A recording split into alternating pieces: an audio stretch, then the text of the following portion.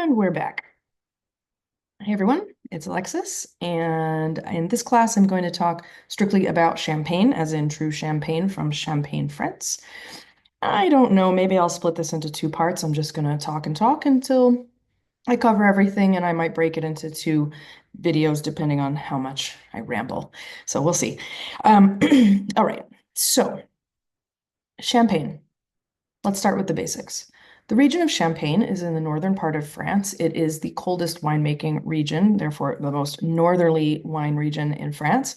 It's very cold. Some of you may know some of the lore and history that Champagne was sort of an accidental product, and that's not entirely true. But there is, of course, like most of these myths and legends, there is some truth to that. So it is, of course, based in accidents and some science and the markets, what you can sell. So I'll get into a little bit of that because I love a history lesson. I like to know the why behind wines and happy accidents. So I think this is fun. And I also think that it's really cool to make a corollary understanding of what is happening in a wine and what we can expect from it and why they taste the way that they do. All this information contributes to that. So when you look at a bottle, you can already deduce certain things about it just by virtue of where it's from and how it's made. So these things, they are actually practical beyond just some nerdy trivia about wine. So Champagne is not the first place to make sparkling wine intentionally. Why do I say intentionally? Well, let's look at just regular wine fermentation. When we ferment crushed grape juice, crushed grapes and their juice, or just the juice, what's happening is that the yeast that exists on the grapes and stems and all that ambient yeast that's in your cellar, it eats the sugar that is in the grape juice. And in that process, as the sugars split, the yeast eats the sugars split, we get rearranged, and one of the byproducts is carbon dioxide. In a normal fermentation, to make a still wine, that CO2, that carbon dioxide, is just going to go into the atmosphere above the vat or whatever vessel you're using. Another byproduct is heat. So you get, these fermentation vessels produce quite a bit of heat. And in fact, they look like they're boiling, even though they're not, because you have all this CO2 in this active fermentation. And so it bubbles up the surface often through the grape skins. It's pretty cool. And the other thing that you get, of course, is alcohol and the acetic acid, and then the flavor components that make up a very small part of the wine, but have a large impact. And of course, you have the remaining water that's from the grape juice. So that's normal fermentation. And so you just have a still wine. That could be a red wine, a rosé, orange wine, whatever it is. That's your normal fermentation process for just regular still wine. Now, when I say accidentally making sparkling wine, what would happen is that wine cellars generally are cold. They keep a steady temperature, but over the winter, they can get really, really cold. Now, the yeast only work within certain temperature zones. And so often what would happen, we would harvest in Europe, you'd harvest in the fall, then you ferment, and it can seem that fermentation has finished.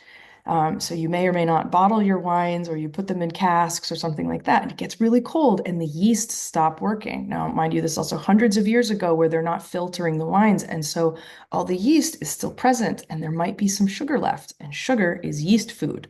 So come the springtime, it gets warm again, and the wines start to re-ferment because the yeast wake up, there's still food for them, and they start to fizz, right? They start to eat the sugar and they produce CO2. Now, if you've already bottled or you've already put it in cask, you now have a sparkling wine. This process is, on a very basic level, what a pet nat is. A pet nat is French, short for pétillant naturel, and it just means naturally sparkling. And that is why pet nats, while they're sort of rustic and sort of a simple way of making a sparkling wine, they're also very unpredictable. Maybe all that sugar won't be consumed. I'll do a pet nat class, but what's happening is you're bottling an unfinished wine, basically. You're going to let the wine ferment until there's still about a possibility of 2% more degrees of alcohol. You're going to put it in the bottle, you're going to cap it, and that fermentation is going to continue. And basically, the wine makes itself sparkling.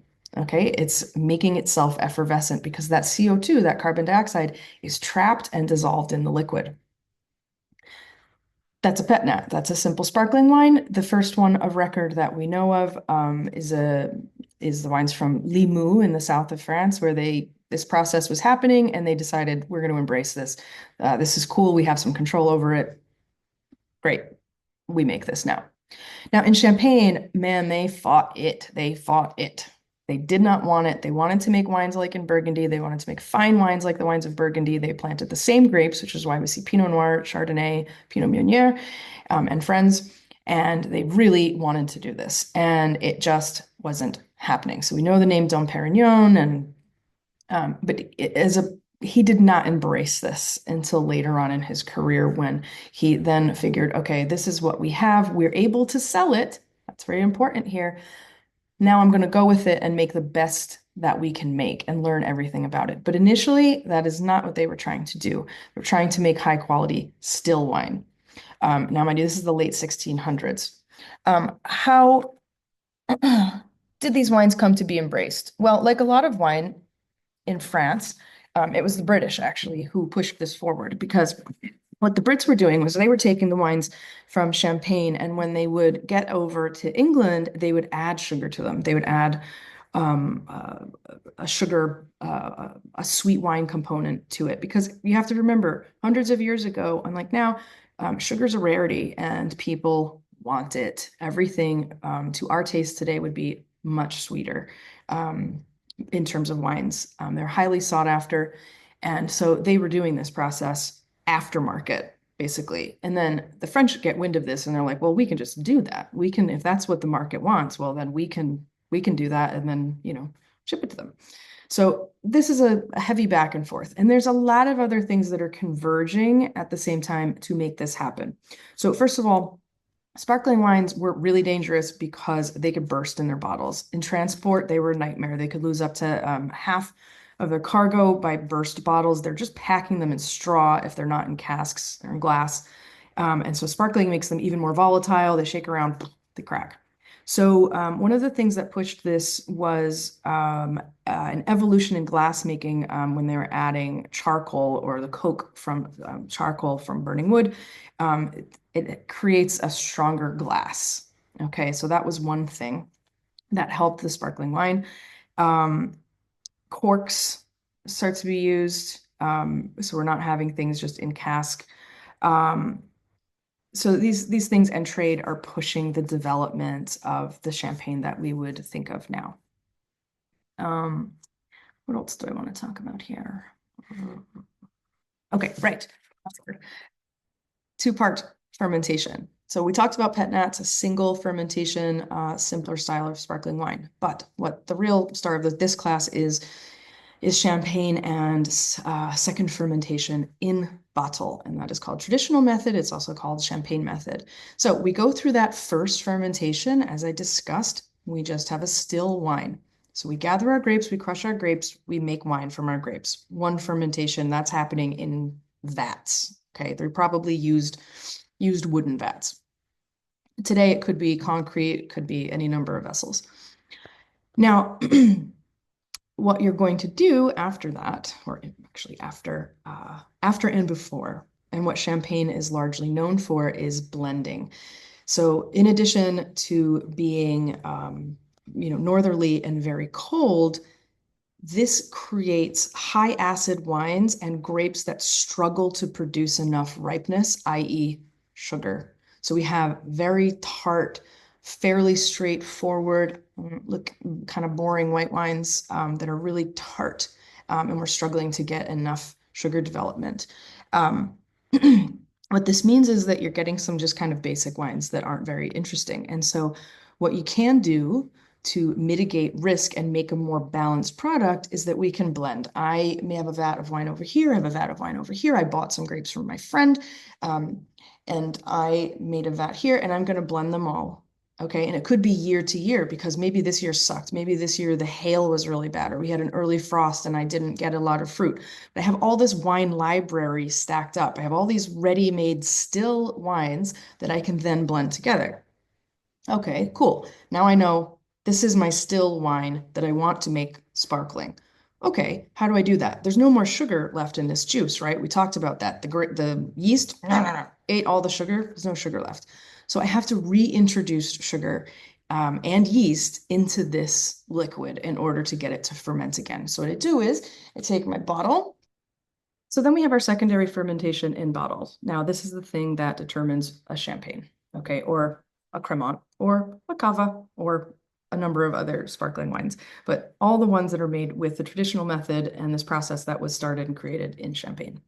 So we have our still wine. We're going to add some sugar. It could be, it's often derived, it's usually dextrose is derived from beets. Then you're going to add some yeast.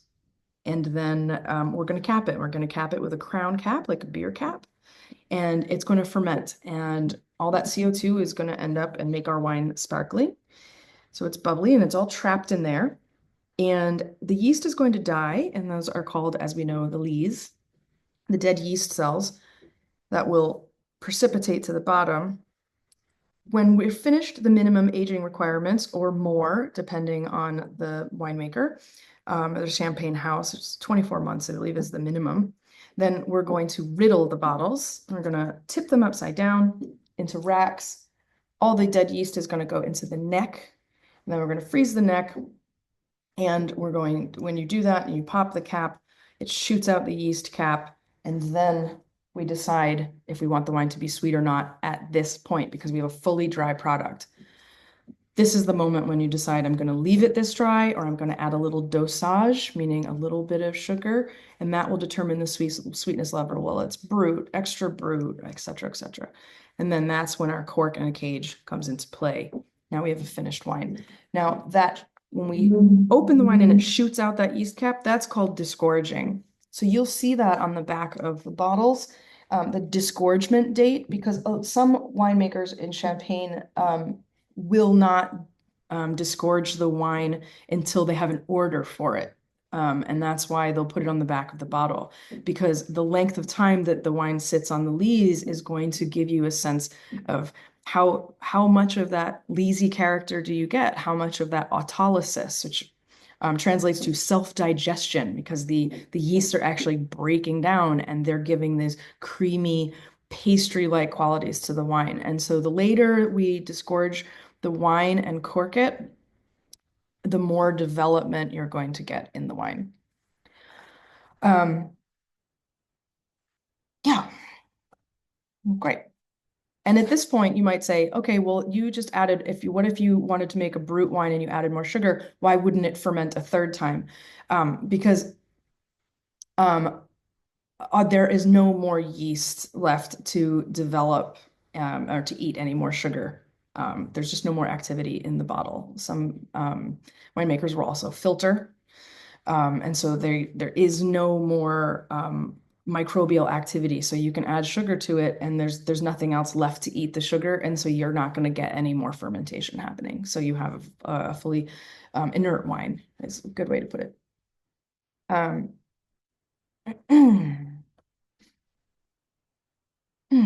Disgorgement date, aging. What else did I want to talk about? Sweetness, blending, yada, yada, yada. What happens with aged wines? Two things. Champagne ages, first of all. I mean, I'm talking after it's disgorged and it's a finished, complete product. You can age them even further. People tend to think, oh, it's a white wine, it's a sparkling wine, I have to drink it immediately. Not so. Champagnes can almost always age, and what's going to happen to them is that they are going to get oxidative qualities because there is a little bit of oxygen in the top. So they are going to get a little nutty. They are going to develop some of those notes of nuttiness and aged white wine character. Also, our bubbles are going to become finer because the cork is breathing to a very, a small amount, but over time it is breathing. And so our bubbles are going to get finer and finer and finer. There's less dissolved CO2. Um, Now, we often think of a distinctive characteristic of champagne is that creaminess, that brioche quality that I was talking about. And yes, that is coming from the contact with the lees. But let's say it's in terms of champagne, a very youthful champagne. Let's say it's extra brut, so it has minimal amount of sugar to it. It's very severe. It's very high acid. Why can it still have a sense of creaminess to it? Well, um, a couple things there. The base wine, meaning that first fermentation, could have been allowed to go through malolactic fermentation, where the malic acid is converted through an enzymatic process to lactic acid, which is that like milk acids, where they have that creamy quality to them.